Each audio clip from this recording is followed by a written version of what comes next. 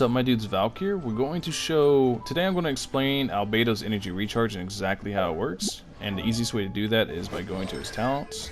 And if you read it, whenever enemies within Solar Isotoma field take damage, the Solar Isotoma will generate transient blossoms which deal AoE geo damage.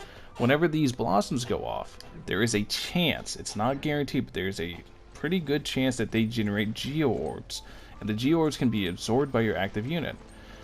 While we would want, ideally, to do this in a giant AoE, which makes Albedo virtually useless for bosses, but we already know he's pretty bad for single target bosses. He's mostly meant for Abyss and Domains, which is 90% of content. If you're struggling with the bosses, I don't know what to tell you. But if we go here and we use Albedo with Chi-Chi, specifically Chi-Chi, we can see it at work. Just pay attention for the golden orbs. The golden orbs are what does it, and because of this, it's not amazing energy, but whenever you combine this with how hard his transient blossoms hit, they get the enemy to the HP threshold where you can start getting null energy from them being below 50%, and then the fact that it's going to help you kill everything faster, this stuff really adds up together.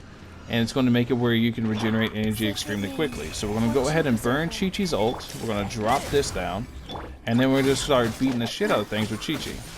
And you'll see every now and then it can generate energy particles. Like I said, Chi-Chi has no energy recharge, so it might not be that impressive to you.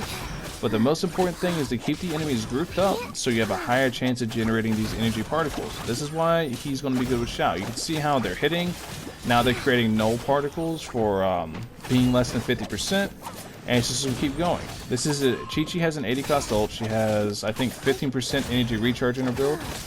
And because of Albedo, I can kind of throw her in and treat her like a DPS because Albedo hits really hard from the base. You can see 5k pops every 5k, 4k, 5k pops. You can see it's really, really strong. And she's almost full energy now with me only using her skill once, really, just to heal.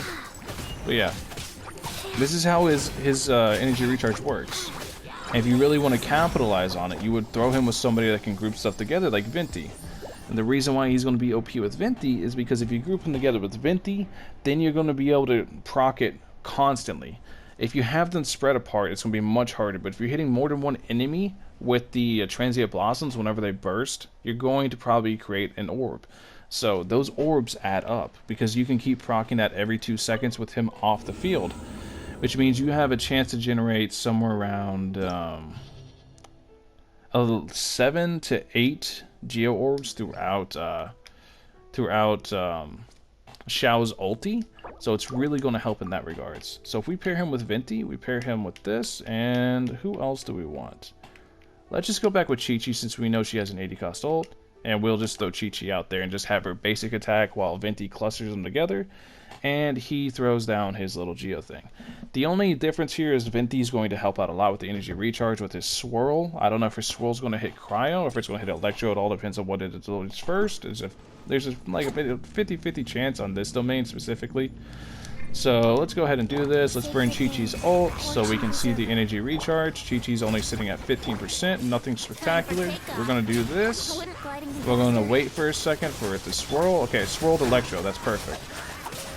So now you can see it's proccing the null because they're getting below 50%. It's also creating geo orbs because he's able to cluster them together. You see how right there it didn't create a geo orb because it's an RNG chance. So you want to try to cluster them together. If you can cluster them together like this, you can come down, you can drop Albedo's little solar isotoma, you can just sit here and collect energy. You can see it's electro infused, and I'm constantly creating energy from them being low HP plus the geo isotomas. This is why I think he's going to be one of the best pairings for Xiao, simply because, one, he can do this hit about every 2 seconds. That's about the time it's going to take you to plunge spam with Xiao.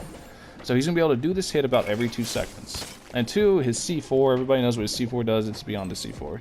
But yeah, anyways, that's all I got for you guys today. Peace.